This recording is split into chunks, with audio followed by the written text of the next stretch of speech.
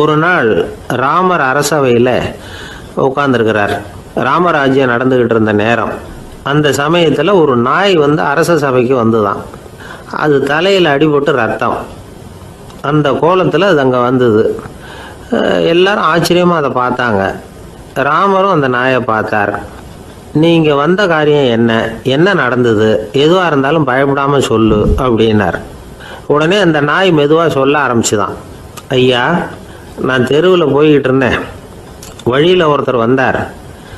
அவர் வேத சாஸ்திரம்லாம் படித்த பெரியவர். அவர் எந்த காரணமும் இல்லாமல் அவர் கையில் வச்சுருந்த குச்சியால் என் தலையில் அடிச்சுட்டார். அதுதான் தலையில் ரத்தம். இதை நீங்கள் விசாரித்து தகுந்த தீர்ப்பு வழங்கணும் அப்படின்னு தான் அந்த நாய். ராமர் பார்த்தார்.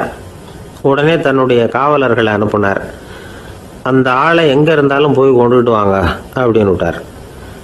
காவலர்கள் போனாங்க. அந்த ஆளை பிடிச்சி கொண்டு வந்துட்டாங்க. அரண்மனைக்கு வா அப்படின்னு சொல்லி கூப்பிட்டுட்டு வந்துட்டாங்க. என்ன நடந்ததுன்னு விசாரித்தார் ராமர். அதுக்கு அந்த ஆள் சொன்னார், நான் வீதி வழியாக வந்துக்கிட்டு இருந்தேன். குறுக்க இந்த நாய் வந்தது. நான் அவசரமாக போய்கிட்டு இருந்தேன். இது எனக்கு வழி விடாமல் குறுக்க பூந்து இடைஞ்சல் பண்ணிச்சு. எனக்கு கோபம் வந்துட்டுது. அதனால் அடிச்சுட்டேன். வேத சாஸ்திரம் படித்த நான் என் வசம் இழந்து கோபப்பட்டது பெரிய தப்பு தான். அதை நான் ஒத்துக்கிறேன். குற்றத்தை ஒப்புக்கொள்கிறேன். எனக்கு என்ன தண்டனை கொடுக்கணுமோ அதை கொடுங்க, ஏற்றுக்கிறேன் அப்படின்னு விட்டார். சரி, இப்போ அந்த ஆளுக்கு தண்டனை கொடுக்கணும். என்ன தண்டனை கொடுக்கறது யோசனை பண்ணார் ராமர். அதையும் அந்த நாய்கிட்டே கேட்டார். நீயே சொல்லு, என்ன தண்டனை கொடுக்கலாம் இவருக்கு அப்படின்னார். இதுக்கு அந்த நாய் என்ன சொல்லிச்சு தெரியுமா?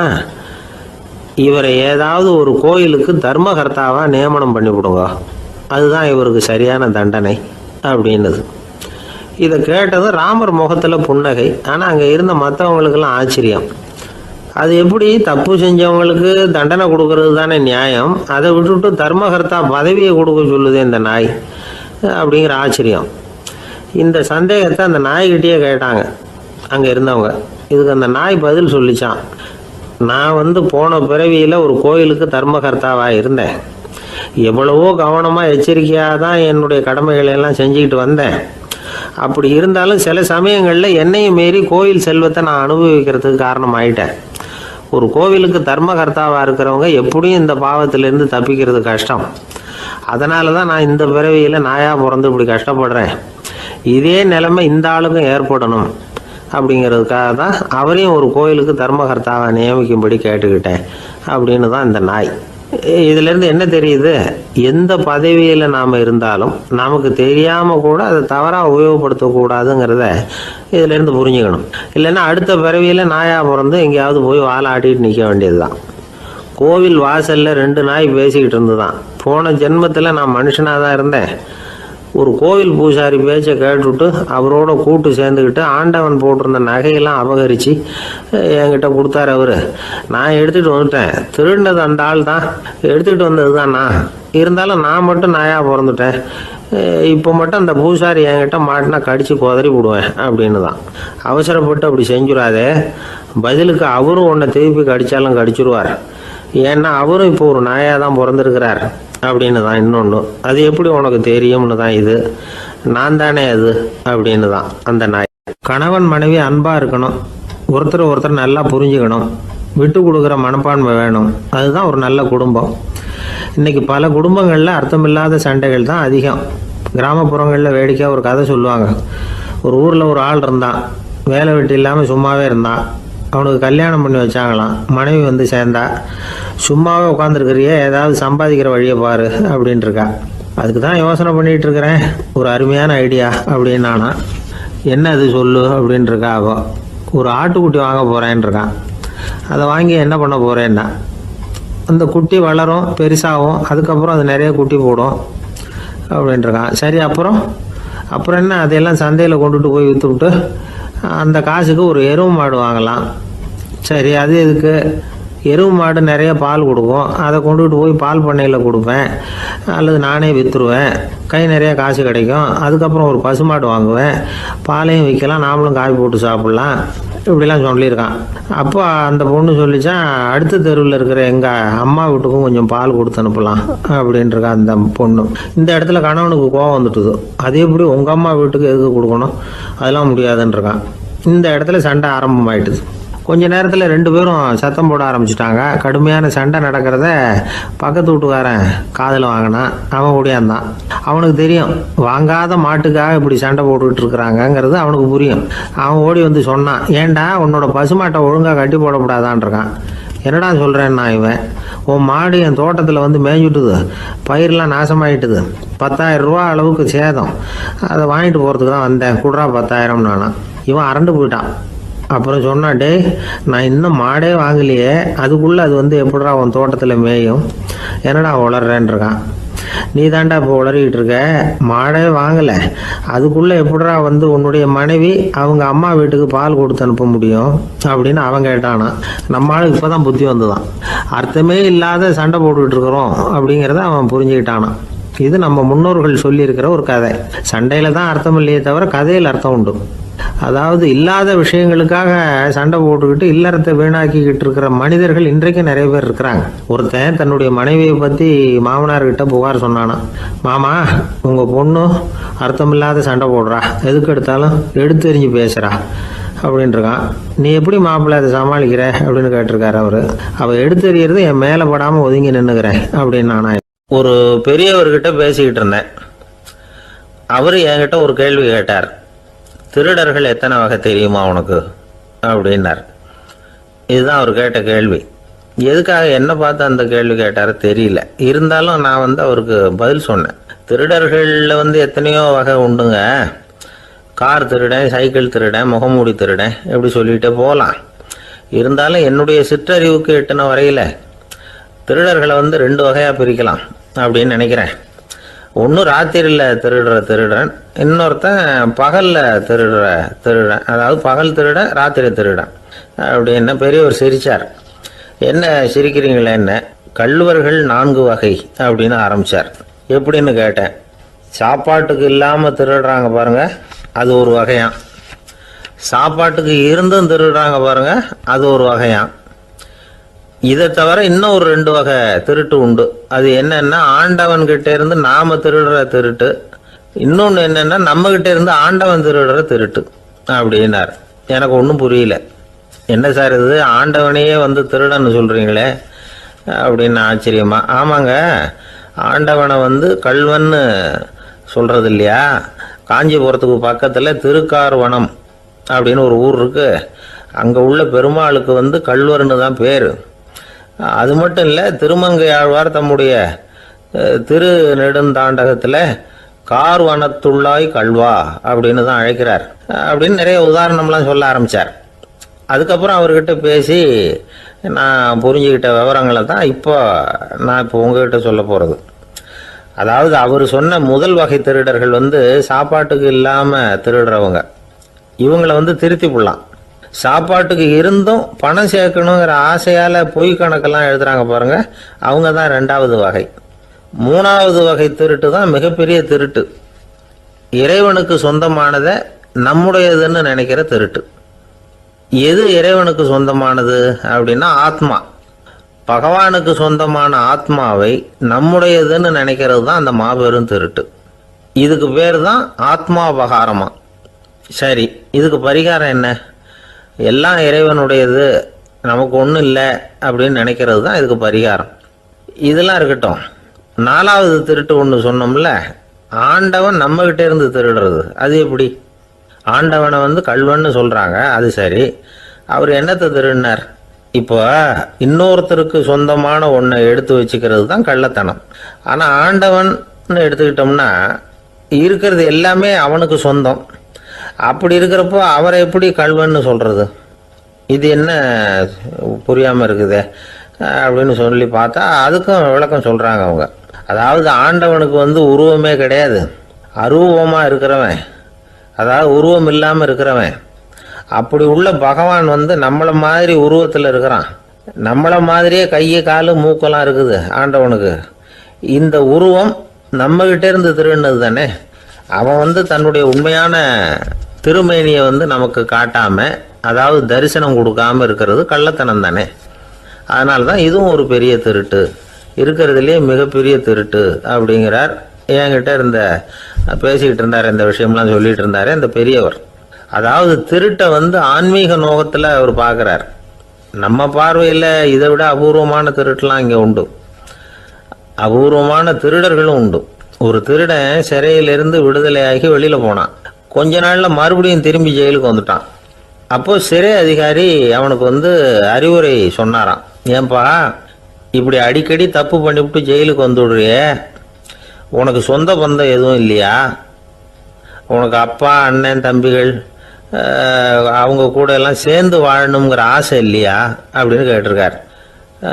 அவங்களோட சேர்ந்து வாழணுங்கிற ஆசை எனக்கு நிறைய உண்டுங்க சார் அப்படின்னு அவன். அப்புறம் எதுக்கு இப்படி ஜெயிலுக்கு வந்துவிடுற அப்படின்னாரான் அவர். அவங்க எல்லாருமே இங்கே தானே சார் இருக்காங்க அப்படின்னு அவன். இந்த காலத்து புள்ள ஒருத்தன் தன்னோட அப்பாவை பார்த்து சொன்னான், அப்பா நான் உனக்கு உதவி செய்யலாம்னு நினைக்கிறேன், என்ன உதவி செய்யணும்னு சொல்லு அப்படின்னா. நீ சும்மா இருந்தால் அதுவே எனக்கு செய்கிற பெரிய உதவிடா அப்படின்னார் அப்பா. சும்மா இருக்கிறதும் ஒரு உதவி தான், அது மாதிரி மௌனமும் ஒரு சமூக சேவை தான் அப்படிங்கிறார் காஞ்சி பெரியவர். நமக்கு 5 புலன்கள் இருக்குது, மெய் வாய் கண் மூக்கு செவி. இந்த 5லேயும் அதிகப்படியான வேலை எதுக்குன்னு நினைக்கிறீங்க? வாய்க்கு தான். ஏன்னா அதுக்கு 2 வேலை. இப்போ கண்ணுக்கு பார்க்குறது மட்டும்தான் வேலை, காதுக்கு கேட்குறது மட்டும்தான் வேலை, மூக்குக்கு வாசனை அறியறது தான் வேலை, உடம்புக்கு உணர்றது மட்டும்தான் வேலை. ஆனால் வாய் அப்படி இல்லை, அதுக்கு 2 வேலை. சாப்பிட்றதும் அதுதான், பேசுகிறதும் அதுதான். அதாவது வாய் ஒன்று தான் கர்மேந்திரியமாகவும் இருக்குது, ஞானேந்திரியமாகவும் இருக்குது அப்படின்னு சொல்லுவாங்க. சாப்பாட்டில் உட்காந்தா எந்தெந்த ஆகாரம் என்னென்ன ருசின்னு அறிவிக்கிற வேலையும் செய்யுது. சபையில் உட்காந்தா பாடுறது பேசுறது சிரிக்கிறது இது மாதிரியான வேலையும் செய்யுது. இன்னொரு வித்தியாசம், கண்ணு காது மூக்கெல்லாம் ஸ்ட்ரெயின் பண்ணிக்கிட்டு வேலை செய்கிறதில்ல. ஒரு ரோஜா பூவை பார்த்தா உடனே மூக்கு அப்படியும் இப்படியும் அசைய ஆரம்பிக்கிறதில்ல. ஒரு சங்கீதத்தை கேட்ட உடனே காது ஆட ஆரம்பிக்காது. ஆனால் வாய் அப்படி இல்லை, அது பேசினாலும் சரி சாப்பிட்டாலும் சரி அசைஞ்சு தான் ஆகணும். ஆக மற்றதை விட வாய்க்கு வேலை ஜாஸ்தின்னு தெரியுது. சாப்பிட்றது பேசுறது அப்படின்னு 2 காரியம் அதுக்கு. இப்படி 2 காரியம் இருக்கிறதுனால அது 2ஐயும் பாதியாக குறைச்சிக்கணுங்கிறது கடவுள் அபிப்பிராயமாக இருக்கணும் அப்படிங்கிறார் காஞ்சி பெரியவர். ஆனால் இப்போ நாம் அப்படியே நடந்துக்கிறோம், அதுக்கு நேர்மாறாக நடந்துக்கிறோம்.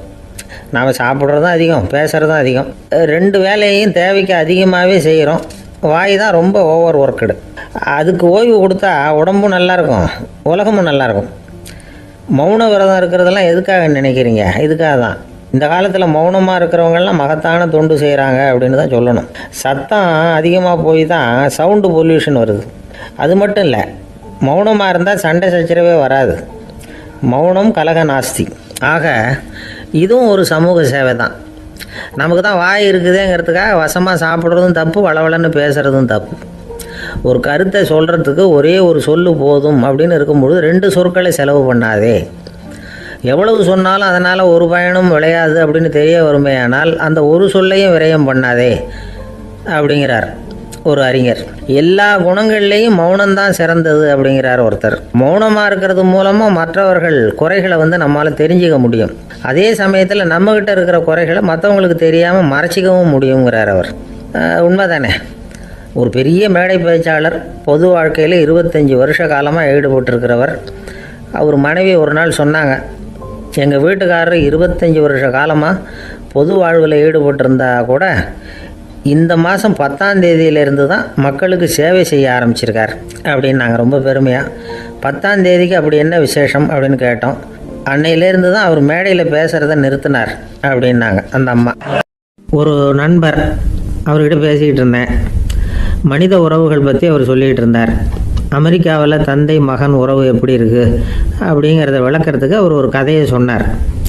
ஒரு அப்பா பகல் பூராவும் அலுவலகத்தில் வேலை, ஓடி ஆடி உழைச்சிக்கிட்டு களைச்சி போய் ராத்திரி 10 மணிக்கு மேலே வீடு திரும்பினான். வீட்டு வாசலில் அவரோட மகன் காத்துக்கிட்டு இருக்கிறான், இன்னமும் தூங்கலை.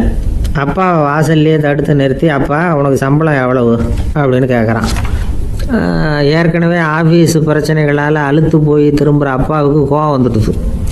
என்னடா இப்படிலாம் கேளுன்னு உங்கள் அம்மா உனக்கு சொல்லி கொடுத்தாளா அப்படின்னு சொல்லிவிட்டு உள்ளே போய் சட்டையை கட்டி மாட்டி விட்டு குளிச்சு விட்டு மறுபடியும் வெளியில் வந்து உடையை மாற்றுகிற சமயம் அப்போ மறுபடியும் மகன் உள்ளே வந்து நிற்கிறான் அவர் முன்னாடியே. அப்பா உனக்கு எவ்வளவு சம்பளங்கிறான் மறுபடியும். அப்பாவுக்கு எரிச்சல் அதிகமாகிட்டுது. மணிக்கு $20 போதுமா அப்படின்னார். அப்படின்னா எனக்கு ஒரு $10 தர முடியுமான்னா மகன். இதுக்கு தான் என் சம்பளம் எவ்வளவுன்னு கேட்டியா? 2ஆம் வகுப்பு படிக்கிற உனக்கு எதுக்குடா $10 அப்படின்னு கத்திவிட்டு தொலைக்காட்சி பெட்டியின் முன்னாடி போய் உட்காந்துக்கிட்டு ஏதோ நிகழ்ச்சியை பார்க்க ஆரம்பிச்சிட்டார். கொஞ்ச நேரம் கழித்து மறுபடியும் மகன் வந்து நிற்கிறான். அப்பா ப்ளீஸ் எனக்கு ஒரு $10 கொடுக்க முடியுமா? மகனுடைய கண்களில் கண்ணீர். என்னடா அவன் கண்ணீரை காட்டி காரியம் சாதிக்கலாம்னு பார்க்குறியா? ஒரு காசு கூட கொடுக்க மாட்டான் போ அப்படின்னு விரட்டி விட்டான். மகன் கண்ணீரை கண்ணை தொடச்சிக்கிட்டு பேசாமல் போய் படுத்துக்கிட்டானா. கொஞ்ச நேரம் ஆச்சு. அப்பாவோட கோபம் கொஞ்சம் கொஞ்சமாக குறைஞ்சிது. பிள்ளைகிட்ட கோபமாக கத்துனது தப்பு தாங்கிறது புரிஞ்சுது அவனுக்கு. எழுந்திரிச்சு போனான், படுக்கை இறக்கி போனான். மகனை பார்த்தான். அவன் தலையணையை கட்டி பிடிச்சிக்கிட்டு அழுதுகிட்டு இருக்கிறான். அவனை மெல்ல நெருங்கி அவங்ககிட்ட எதமாக பேசுகிறதுக்கு ஆரம்பித்தானான். எதுக்குடா உனக்கு $10 பள்ளிக்கூடத்தில் கேட்டாங்களா அப்படின்னு கேட்டானான். மகன் சொல்லியிருக்கான், இல்லை டாடி, உனக்கு 1 மணி நேரம் சம்பளம் $20ன்னு சொன்னேன். நீ ஏற்கனவே எனக்கு கொடுத்த பாக்கெட் மணி $10 என்கிட்ட இருக்குது. இப்போ நீ இன்னொரு $10 கொடுத்தீங்கன்னா அதையும் சேர்த்து $20 ஆகிடும். அந்த $20 நான் உனக்கு கொடுத்துருவேன். அப்படி கொடுத்தா நீ என் கூட 1 மணி நேரம் செலவழிப்ப இல்லையா? அதுக்காக தான் $10 கேட்டேன் அப்படின்னு சொன்னானான். அந்த அப்பா கண்ணு கலங்கி போச்சான். ஆதரவோடு தன்னுடைய மகனை கட்டி பிடிச்சி அழ ஆரம்பிச்சிட்டாராம். இதுதான் நண்பர் சொன்ன கதை. அமெரிக்கா மட்டும் இல்லை, உலகம் பூராவும் இன்றைக்கி மனித உறவுகள் இப்படி தான் மாறிட்டு இருக்கு. பெரியவர்கள் அறிவுரை என்ன தெரியுமா? உங்கள் குழந்தைகளிடமிருந்து குழந்தை பருவத்தை பிரித்து விடாதீர்கள் அப்படிங்கிறது தான். அதாவது இன்றைய குழந்தைகள் தங்கள் பிருந்தாவனத்தை இழந்து விடுகிறார்கள் அப்படிங்கிறது அவங்களுடைய கருத்து. இந்த நிலைக்கு நாம் காரணமாக இருந்துடக்கூடாது. குழந்தைகளோட விளையாடுவோம், குடும்பத்தோடு உறவாடுவோம் அப்படிங்கிறது தான் நம்முடைய நோக்கமாக இருக்கணும். இன்றைய உறவு முறைக்கு இன்னொரு உதாரணம் சொல்லுவாங்க. ஒருத்தர் வந்தாராம், அவர் பக்கத்தில் ஒரு சின்ன பையன். நாம் அவரை விசாரிக்கிறோம், யார் இந்த பையன் அப்படின்னா அவர் சொல்கிறார், இவன் எனக்கு தூரத்து உறவு அப்படின்னாராம். இந்த தூரத்து உறவுன்னா எப்படின்னு இருக்கான். இதுக்கு அவன் சொல்லியிருக்கிறான், இவன் எங்கள் அப்பாவுக்கு 8வது புள்ளை அப்படின்னானான். ஒரு ஊரில் ஒரு துறவி இருந்தார், புத்த சமய துறவி. அந்த ஊர் மன்னன் அவரை பற்றி கேள்விப்பட்டிருக்கான். ஒரு நாள் புறப்பட்டு போனான், துறவியின் பாதங்களை தொட்டு வணங்கினான். அதுக்கப்புறம் சொன்னான், ஐயா, நான் உங்களை அரண்மனைக்கு அழைச்சிட்டு போகிறதுக்காக வந்திருக்கிறேன். இனிமேல் நீங்கள் இங்கே எதுக்கு இருக்கணும் அப்படின்னானா. அவன் மனசுக்குள்ளே என்ன நினைப்புன்னா, இவர் எங்கே வர போகிறாரு, நான் ரொம்ப எளிமையானவன், எனக்கு எதுக்கு அரண்மனை வாசம்னு சொல்லி விடுவார் அப்படின்னு நினச்சிருக்கான். ஆனால் அந்த துறவி என்ன பண்ணார் தெரியுமா? அப்படியா, சரி போகலாம், வா, போய் உன் ரதத்தை கொண்டுட்டு வா, அரண்மனைக்கு போகும்பொழுது அதுக்கு தகுந்த மாதிரி ஆடம்பரமாக போகணும் அப்படின்னு விட்டாரான். துறவி இப்படி சொன்னதும் அந்த மன்னனுக்கு மனசுக்குள்ளே சந்தேகம் வந்துட்டுது. இவர் உண்மையிலேயே துறவி தானா, ஏமாத்து பேர் வழி மாதிரி தெரியுதே அப்படின்னு நினச்சிருக்கான். இருந்தாலும் இனிமேல் என்ன பண்ணுறது, சொல்லியாச்சு. ரதத்தை கொண்டுகிட்டு வந்தான். துறவி ஏறி உட்காந்தார். பக்கத்தில் ராஜா. அவர் ரொம்ப உற்சாகமாக வரார். இவன் ரொம்ப சோர்ந்து போய் வரான். துறவி மரத்தடியிலேயே வாழ்ந்து பழக்கப்பட்டவர். அரண்மனையில் எளிமையாக ஒரு இடத்துல உட்காந்துக்குவார் அப்படின்னு நினச்சான். ஆனால் அப்படி இல்லை. அரண்மனைக்கு வந்த உடனே அந்த துறவி அதை கொண்டுட்டு வா, இதை கொண்டுட்டு வான்னு சொல்லி உத்தரவு போட ஆரம்பிச்சிட்டார். அரண்மனையில் இருந்தால் அரசனை மாதிரி இருக்கணும் அப்படிங்கிறார். ராத்திரி பூரா சௌகரியமாக தூங்கினார். பகலில் அரண்மனை தோட்டத்தில் உலாவ வேண்டியது, நீச்சல் குளத்தில் குளிக்க வேண்டியது, இப்படியே பொழுது போக்கிட்டு இருக்கிறார். அந்த அரண்மனையில் துறவி மகிழ்ச்சியாக இருக்கிறார். மன்னனால் அப்படி இருக்க முடியல. அவருக்கு எந்த கவலையும் இல்லை, இவனுக்கு அரசாங்க கவலைகள். துறவி அப்படி இருக்கிறத இவனால் தாங்கிக்க முடியல. ஒரு நாள் அவர்கிட்டயே போய், நான் உங்ககிட்ட கொஞ்சம் பேசணும்னு நானா. துறவி பார்த்தார். நான் இந்த அரண்மனைக்கு வரும்பொழுதே நீ என்னமோ என்கிட்ட கேட்கணும்னு நினைச்ச, ஏன் காலதாமதம்? நீ அனாவசியமாக உன்னையே தொந்தரவு பண்ணிட்டு இருக்கிற, நீ கவலையாக இருக்கேங்கிறது எனக்கு புரியுது. நான் மரத்தடியில் இருந்தப்போ கூட என்னை அடிக்கடி சந்திச்சுக்கிட்டு இருப்பேன், ஏதாவது விளக்கம் கேட்கறது உண்டு. இங்கே வந்த பிறகு என்னை சந்திக்கிறது கூட அபூர்வமாக போயிட்டுது. நீ இப்போ என்ன கேட்க போறேங்கிறது எனக்கு தெரியும், இருந்தாலும் கேளு அப்படின்னாராம். வேற ஒன்றும் இல்லைங்க, இப்போ உங்களுக்கும் எனக்கு என்ன வித்தியாசம்? 2 பேரும் அரண்மனையில் தான் இருக்கிறோம். நீங்கள் மகிழ்ச்சியாக இருக்கிறீங்க, நான் அப்படி இருக்க முடியல. இவ்வளவுக்கும் நீங்கள் முன்னாடி இருந்தது மாதிரி இல்லை. தினமும் தங்க தேர் கேட்குறீங்க, உயர்தரமான ஆடைகள் அணிகிறீங்க, சுவையான சாப்பாடு. இப்படி இருக்கிறப்போ உங்களுக்கும் எனக்கு என்ன வித்தியாசம்? இதுதான் மன்னனுடைய கேள்வி. இதுக்கு பதில் சொல்கிறேன், என் கூட புறப்பட்டு வா, இந்த நகரத்துக்கு வெளியில் போவோம் அப்படின்னு சொல்லி அரசனை கூப்பிட்டுக்கிட்டு ஊர் எல்லைக்கு வந்து சேர்ந்தார் துறவி. அங்கே போய் சொன்னார், இதை பாருப்பா, இந்த இடத்த தான் தேடிக்கிட்டு இருந்தேன். இனிமே நான் வந்து திரும்பி வர போறதில்ல. நீ என்னோட வர்றியா திரும்பி போறியா அப்படின்னார். நான் எப்படிங்க உங்க கூட வர முடியும்? என்னுடைய நாடு, என்னுடைய சொத்துக்கள், மனைவி, மக்கள் எல்லாத்தையும் விட்டுட்டு எப்படிங்க வர்றதுன்னா. இப்போ அந்த துறவி சொன்னார், இப்போ வித்தியாசத்தை தெரிஞ்சுக்கிட்டியா? நான் அரண்மனையில் இருந்தேன், எல்லா வித பொருள்களும் உடையவனா இருந்தேன், ஆனால் எதையும் சொந்தம் கொண்டாடுறவனா இருக்கல. ஆனால் நீ அப்படி இல்லை, எல்லாத்தையும் சொந்தம் கொண்டாடிக்கிட்டு இருக்கிற. இதுதான் நமக்குள்ள வித்தியாசம் அப்படின்னு சொன்னார். அரண்மனை ஆடைகளை அப்படியே களைஞ்சார், அரசங்கிட்ட கொடுத்தார். உன்னுடைய ஆடைகளை நீயே வச்சுக்கோன்னார்.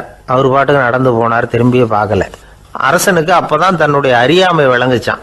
இதுல இருந்து நாம புரிஞ்சுக்க வேண்டியது என்னன்னா, இந்த உலகத்துல எத்தனையோ பொருள்கள், அதையெல்லாம் முறையா பயன்படுத்தினா மகிழ்ச்சி.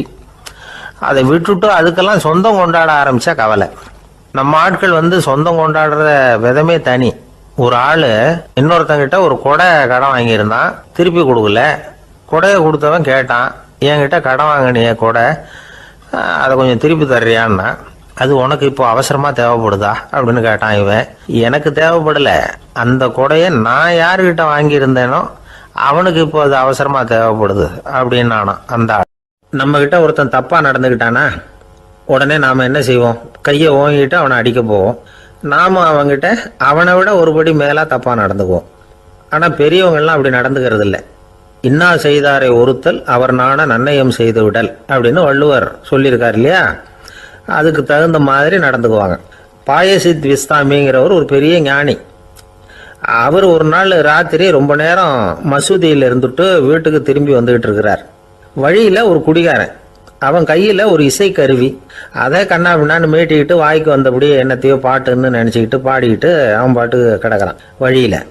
அதோட இருந்தாலும் பரவாயில்ல, அந்த பக்கமா வழியில போறவங்க வர்றவங்களையெல்லாம் பார்த்து கண்ணா பின்னான்னு திட்டிக்கிட்டு இருக்கிறான், ரொம்ப வளர்க்குறான். பாயசீத் பிஸ்தாமிங்கிற அந்த பெரியவர் அந்த வழியா போறார். அவனை பார்க்கிறார். அவனுடைய நிலைமையை பார்த்துட்டு பரிதாபப்படுறார். ஏன்பா இது மாதிரி எல்லாம் நடந்துக்கிற, இப்படி நடக்கலாமா அப்படின்னு ஏதோ கொஞ்சம் புத்திமதி சொல்றதுக்கு ஆரம்பிச்சார். அவனுக்கு கோபம் வந்துட்டுது. கையில் வச்சிருந்த வாத்திய கருவி அதால ஓங்கி அந்த பெரியவர் தலையில ஒரு அடி கொடுத்தான். ரத்த காயம் ஏற்பட்டு போச்சு. அவன் கையில் இருந்த இசை கருவியும் அடிச்ச வேகத்தில் 2ஆ உடஞ்சி போச்சு. அவ்வளவு வேகமாக அடிச்சிருக்கான். இவ்வளவு தூரத்துக்கு நடந்து போச்சுல்ல, அந்த மாபெரும் ஞானி வாயை திறந்து ஒரு வார்த்தை கூட பேசல. பேசாம தலையை பிடிச்சிக்கிட்டு அவர் பாட்டு போயிட்டார். மறுநாள் அந்த பெரியவர் என்ன பண்ணார் தெரியுமா? கொஞ்சம் இனிப்பு பண்டங்கள், கொஞ்சம் பணம், இது 2ஐயும் ஒரு ஆள் மூலமா அனுப்பி வச்சார் அந்த குடிகாரனுக்கு. அவனுக்கு ஒன்றும் புரியல. என்ன விவரம்னு விசாரிச்சான். வந்த ஆள் ஒரு கடுதாசியை நீட்டினான். அதுல விவரம் இருந்தது. ஞானி எழுதியிருக்கிறார், இதை பார்ப்பா, உங்களுடைய இசைக்கருவி உடையறதுக்கு என்னுடைய தலை காரணமா ஆயிட்டுது. அதுக்காக நான் ரொம்ப வருத்தப்படுறேன். அதுக்காக தான் பணம் அனுப்பி வச்சிருக்கேன். வேற புதுசா ஒரு இசைக்கருவி வாங்கிக்கோ. அப்புறம் இன்னொரு விஷயம், நேற்றுக்கு ராத்திரி என்கிட்ட ஏகப்பட்ட கசப்பான வார்த்தைகளை வந்து பேசினேன். இதோட அனுப்பியிருக்கிற இனிப்பு பண்டங்களை சாப்பிட்டு உன்னுடைய நாவில் உள்ள கசப்பை மாற்றிக்கோ அப்படின்னு அதில் எழுதப்பட்டிருந்தது. இந்த சமயத்தில் அவன் வந்து குடி மயக்கத்தில் இல்லை, கிழிஞ்சு போயிருந்த நேரம் அது. அதனால் அதை படித்த உடனே அவனுக்கு ரொம்ப வெக்கமாக போச்சு. தலை குனிஞ்சான், யோசனை பண்ணான். கொஞ்ச நேரத்தில் தன்னுடைய நண்பர்கள் சில பேரையும் கூப்பிட்டுக்கிட்டு நேராக அந்த ஞானி இருக்கிற இடத்துக்கு ஓடினான். அவர் காலில் விழுந்தான், அவர்கிட்ட மன்னிப்பு கேட்டுக்கிட்டான். பெரியவங்களே தெரியாமல் வந்து நான் இந்த பாவ செயலை பண்ணிவிட்டேன், என்னை மன்னிச்சுங்க, உங்களுடைய பொறுமையும் போதனையும் என்னுடைய கண்ணை திறந்துட்டுது. இனிமேல் நானும் என்னுடைய நண்பர்களும் நல்ல வழியில் திருந்தி வாழ போகிறோம் அப்படின்னா. ஞானி செய்த நன்னயம் குடிகாரனை எப்படி திருத்திருக்கு பார்த்தீங்களா? இந்த கதையை கேட்டுவிட்டு ஒருத்தர் சொன்னார், என் வாழ்க்கையில் கூட அப்படி ஒரு சம்பவம் நடந்தது சார். நானும் ஒரு நாள் ராத்திரி ஓவராக குடிச்சிட்டு ஒரு கிட்டாரை வாசிச்சுக்கிட்டு கண்ணாபின்னான்னு உளறிக்கிட்டு திட்டிக்கிட்டு இருந்தேன். அந்த சமயம் அந்த வழியாக ஒருத்தர் வந்தார். ஓங்கி தலையில் ஒரே ஒரு அடி, ரத்தம் வந்துட்டுது. அதுக்கப்புறம் என் மனசு தெரிந்துட்டுது சார் அப்படின்னார். அப்படியா என்ன ஆச்சரியமா? ஆமாம் சார், அடி விழுந்தது அவர் தலையில் இல்லை, ஏன் தலையில். வந்தவர் என்ன அப்படி அடிச்சுட்டார். மயக்கம் தெளிஞ்சதுக்கு அப்புறம்தான் எனக்கு விவரம் புரிஞ்சுது. அவர் ஒரு போலீஸ்காரர் அப்படின்னார் ரொம்ப சோகமா. அந்த ஆளுக்கு பேச தெரியாது, அவர்கிட்ட கொஞ்சம் எச்சரிக்கையாக நடந்துக்கோ அப்படின்னு சொல்கிறது உண்டு. அப்படின்னா என்ன அர்த்தம்? அவர் இன்னமும் குழந்தையாகவே இருக்கிறாரு, இன்னும் பேச்சு வரலன்னு அர்த்தம்? அப்படி இல்லை, அவருக்கு நாகரிகமாக பேச தெரியலன்னு அர்த்தம். பேசுறதுங்கிறது மனுஷனால் மட்டுமே முடியக்கூடிய ஒரு காரியம். அப்படி இருந்தும் அதோட பெருமையை அவன் இன்னமும் சரியாக புரிஞ்சிக்கலன்னு தான் சொல்லணும். அதனால தான் அவன் அளவுக்கு அதிகமாக வார்த்தைகளை கொட்டி விடுறான். அதுக்கப்புறம் அதையெல்லாம் திருப்பி அள்ள முடியாமல் கிடந்து கஷ்டப்படுறான். கொட்டின வார்த்தையை அள்ள முடியுமா? ஒருத்தரை இன்னைக்கு பார்த்து முட்டாள்னு திட்டி விடுறீங்க, நாளைக்கு மறுபடியும் அவர்கிட்ட போய் நேற்றுக்கு உன்னை முட்டாள்னு சொல்லிவிட்டேன், அந்த வார்த்தையை திருப்பி கொடு, வாங்கிட்டு போயிடுறேன் அப்படின்னு நான் சொல்ல முடியும்? அவன் கோபக்காரனாக இருந்தால் நேற்றுக்கே அதை வேறு விதமாக உங்களுக்கு திருப்பி கொடுத்துருப்பான். உலகத்தில் எவ்வளவோ ஜீவராசிகள் இருக்குது, அதுக்கெல்லாம் வாய் இருக்குது. அந்த வாயெல்லாம் எதுக்கு உபயோகம்? சாப்பிட்றதுக்காக. ஆனால் நமக்கு இருக்கிற வாய் சாப்பிட்றதுக்காக மட்டும் இல்லை, பேசுறதுக்காகவும் தான். பேச முடியலன்னா வாய் இருந்தால் கூட அது வாயில்லா ஜீவன் தான். ஒரு பையனை பார்த்து அது வாய் உள்ள புல்லாக பொழைச்சிக்கும் அப்படின்னா மற்ற பையன்களுக்கெல்லாம் முகத்தில் வாயே இல்லைன்னு அர்த்தம்? அப்படி இல்லை, அந்த பையன் கொஞ்சம் கெட்டிக்காரத்தனமாக பேசுவான்னு அர்த்தம். அதனால் எப்படி பேசணும் அப்படிங்கிறத நாம் முக்கியமாக தெரிஞ்சுக்கணும். இதுக்கு 8 விதமான குறிப்புகளை நம்ம பெரியவங்க சொல்லியிருக்கிறாங்க. பேச்சுக்கு 8 அங்கங்கள் உண்டு அப்படின்னு அவங்க சொல்கிறாங்க. அதெல்லாம் என்னென்ன அப்படின்னா, உண்மை, நன்மை, அன்பு, நிதானம், இனிமை, ஆழம், சமயமறிதல், சபையறிதல். இந்த 8 தன்மையும் பேச்சில் இருக்கணுமா. இதையே கொஞ்சம் விவரமாக சில பேர் போர்டில் எழுதி வச்சுருப்பாங்க. அதாவது எழுத்துலையாவது அதெல்லாம் இருக்கட்டுமே அப்படின்னு நினச்சி நீங்கள் கூட சில இடங்களில் இதை பார்த்துருக்கலாம். அதாவது உண்மையே பேசுக, நன்மையே பேசுக, அன்பாக பேசுக, நிதானமாக பேசுக, இனிமையாக பேசுக, ஆழமுடையதாக பேசுக, சமயமறிந்து பேசுக, சபையறிந்து பேசுக, இப்படி எழுதி வச்சுருப்பாங்க. இந்த 8 அம்சமும் சரியாக பொருந்தி இருந்தால் தான் அது பேச்சு.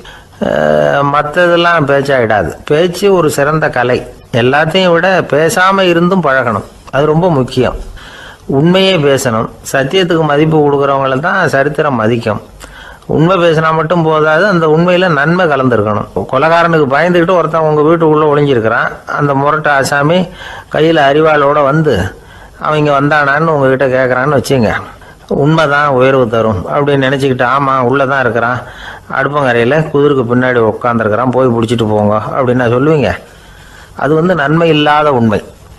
அதனால் பிரயோஜனம் கிடையாது. அதே மாதிரி உங்கள் பேச்சில் அன்பு இருக்கணும், நிதானம் இருக்கணும், இனிமை இருக்கணும், சிந்தித்து பேசணும், சமயம் அறிந்து பேசுகிறதும் முக்கியம். அதை பற்றி நமக்கு வேறு யாரும் சொல்லிக் கொடுக்க வேண்டியதில்லை. எந்த நேரத்தில் யாருக்கிட்ட எப்படி பேசினா காரியம் நடக்கும் அப்படிங்கிறது நமக்கு நல்லா தெரியும். அது கைவந்த கலை. அவையறிந்து பேசுகிற திறமை பேச்சாளர்களுக்கு ரொம்ப அவசியம். அது இல்லைன்னா நிலைமை பரிதாபமாயிடும். ஒரு பேச்சாளர் ரொம்ப மும்முரமாக பேசிக்கிட்டே இருந்தாராம். ரொம்ப நேரம் நிறுத்தவே இல்லை, பேசிக்கிட்டே இருக்கிறார். சபையில் இருந்தவங்கலாம் ஒவ்வொருத்தராக எழுந்திரிச்சு போய்கிட்டே இருக்கிறாங்க. கடைசியில் 2 பேர் தான் அக்கறையாக பேசுகிறவரை கவனிச்சிட்டு உட்காந்துருந்தாங்களாம். மேடையில் பேசிக்கிட்டு இருந்தவர் அவங்கள பார்த்து சொன்னாராம், எனக்கு கூட்டம் முக்கியம் இல்லை, எவ்வளவு பேர் என் பேச்சை கேட்குறாங்க அப்படிங்கிறது முக்கியம் இல்லை. நீங்கள் 2 பேராவது ஊக்கமாக என்னை கவனிச்சிக்கிட்டு உட்காந்துருக்குறீங்க, அது போதும். உங்களுக்காகவே நான் பேசிக்கிட்டு இருக்கிறேன் அப்படின்னார்.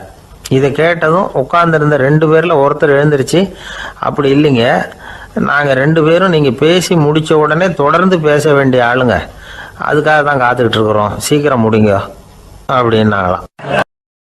ஒரு ஆசாமி வேகமாக ஓடிக்கிட்டு இருந்தான். ஏன் இப்படி ஓடுறேன்னு கேட்டார் இன்னொருத்தர். அங்கே ஒரு ஆள் அடிபட்டு கிடக்கிறான், அதை பார்த்தேன், உடனே ஓடுறேன்னா. எங்கேன்னு கேட்டார். ஆஸ்பத்திரிக்குன்னா. ஒரு ஆள் அடிபட்டு கிடக்கிறத பார்த்தா உடனடியாக நாம் செய்ய வேண்டியது முதல் உதவி, அதுக்கப்புறம் தான் ஆஸ்பத்திரி. இன்றைக்கி விபத்துங்கிறது சர்வசாதாரணமாக நடந்துக்கிட்டு இருக்குது. வாகன விபத்து, வெடிகுண்டு விபத்து, தீ விபத்து, கட்டடம் சரியறது, பூகம்பம், இப்படி நிறைய நடக்குது.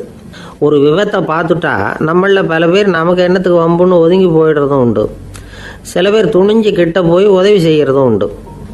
அப்படி உதவி செய்ய நினைக்கிறவங்களுக்கு உபயோகப்படுற தகவல் இது. விபத்தில் காயமடைஞ்சவங்களை 3 பிரிவாக பிரிக்கலாமா. முதல் வகை கொஞ்சம் சீரியஸானது, உயிருக்கு உடனே ஆபத்து தரக்கூடியது. மூளை காயம், முகம், கழுத்து காயங்கள், இருதயம், நுரையீரல் காயங்கள், வயத்தில் உள்ளுறுப்பு காயங்கள், அதிகப்படியான இரத்தப்போக்கு, இதனால எல்லாம் பாதிக்கப்பட்டிருந்தால் அது முதல் வகை அப்படின்னு நாமளே மனசுக்குள்ளே முடிவு பண்ணிக்கணும். இவங்களுக்கெல்லாம் உடனடியாக முதல் உதவி கொடுக்கணும். தாமதப்படுத்தாமல் ஆஸ்பத்திரிக்கு கொண்டுகிட்டு போயிடணும். இப்படி கொஞ்சம் எச்சரிக்கையாக நடந்துக்கிட்டால் அவங்களில் பல பேரை காப்பாற்றி போடலாம். 2வது வகை எப்படின்னா, முதல் உதவி விரைவாக கிடைச்சா உயிர் பிழைக்கக்கூடிய மார்பு காயங்கள், கைகால் எலும்பு முறிவு, இடுப்பு முதுகெலும்பு காயம், சீரான இரத்த சேதம், இப்படிப்பட்டவங்களை 2வது வகையாக பிரிக்கணும். ஆபத்து இல்லாத சிராய்ப்புகள், சிறு காயங்கள், இரத்த உறைவுகள், இதனால் பாதிக்கப்படுறவங்க 3வது வகை. ஒருத்தர் தலையில் அடிபட்டு நினைவு விழுந்துட்டாருன்னு வச்சுங்க, அவருக்கு வாந்தி வர்றதுனால புறையேறி மூச்சு அடைப்பு உண்டாகும். இப்படி ஆகாமல் இருக்கிறதுக்காக தலையை ஒரு பக்கமாக சாய்ச்சி வைக்கலாம். நாடி துடிப்பையும் இதய துடிப்பையும் தொட்டு பார்க்கணும். அது குறைஞ்சிருந்தாலும் சரி, நின்று இருந்தாலும் சரி, அவர் மார்பை நிமிஷத்துக்கு 80 தடவை உள்ளங்கையால் அழுத்தி இதய துடிப்பை மீட்கிறதுக்கு உதவி பண்ணணும். கழுத்தில் காயம்பட்டாலும் ஆபத்து அதிகம். கழுத்துக்கு அடியில் ஒரு துண்டை மடித்து வைக்கலாம். 2 பக்கமும் சின்ன தலையணை அல்லது துணி மடிப்புகளை வச்சு கழுத்தை அதிகமாக அசையாமல் பார்த்துக்கலாம். முதுகெலும்பு முறிஞ்சிருக்குமோ அப்படிங்கிற சந்தேகம் இருந்ததுன்னா அவரை அதிகமாக அசைய விடக்கூடாது. அதிகமாக அசைஞ்சால் தண்டு இடத்துல பாதிப்பு ஏற்பட்டு கைகால் விளங்காமல் போயிடும். அவரை ஒரு கனமான போர்வை இல்லைன்னா பாயில் படுக்க வச்சு 4 பேர் மெதுவாக தூக்கி மருத்துவ உதவிக்கு அனுப்பி வைக்கலாம்.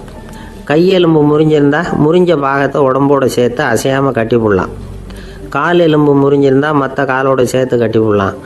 முறிஞ்ச பாகம் தொங்காமல் பார்த்துக்கணும். அப்போ தான் வீக்கம் உண்டாகாமல் இருக்கும். வெட்டு காயம், குண்டடிப்பட்ட காயம், இதிலெல்லாம் இரத்தப்போக்கு அதிகமாக இருக்கும். ரத்தம் வெளியேற ஆபத்து அதிகம். சுத்தமான துணியை பல மடிப்புகளை மடித்து காயத்தின் மேலே வச்சு அழுத்தமாக ஒரு 10 நிமிஷம் பிடிச்சிக்கணும். ரத்தம் நின்ன உடனே காயத்துக்கு கட்டு போடலாம். சில சமயம் காயம்பட்ட பாகத்தை உயரமாக தூக்கி பிடிச்சிக்கிட்டா தான் ரத்த கசிவு நிற்கும். இந்த விவரங்களையெல்லாம் கொஞ்சம் மனசில் வாங்கி வச்சுக்கிட்டோம்னா சமயத்தில் உதவும். ஏன்னா இந்த காலத்தில் விபத்து எந்த ரூபத்தில் எப்போ வரும்னு யூகிக்கவே முடியல. நண்பர் ஒருத்தர் சொன்னார், நேற்றுக்கு பாருங்கள் சார், என் கண்ணு முன்னாடியே ஒரு சின்ன விபத்து நடந்ததுன்னார். என்னன்னு விசாரித்தோம். ஒரு பஸ்ஸில் வந்துக்கிட்டு இருந்தேன். அந்த பஸ்ஸில் பின்பக்கம் படி ஓரமாக நின்றுக்கிட்டு இருந்த ஒருத்தர் ரோட்டில் விழுந்துட்டார். டிரைவர் அதை கவனிக்கலை, நிறுத்தாமல் அவர் பாட்டுக்கு போகிறாருனார். கண்டக்டர் உடனே விசில் கொடுத்து பஸ்ஸை நிறுத்த வேண்டியது தானே அப்படின்னோம். அதுதான் சார் முடியாமல் போச்சுன்னார் அவர். ஏன்னு கேட்டாங்க. தவறி கீழே விழுந்ததே அந்த கண்டக்டர் தான் சார் அப்படிங்கிறார்.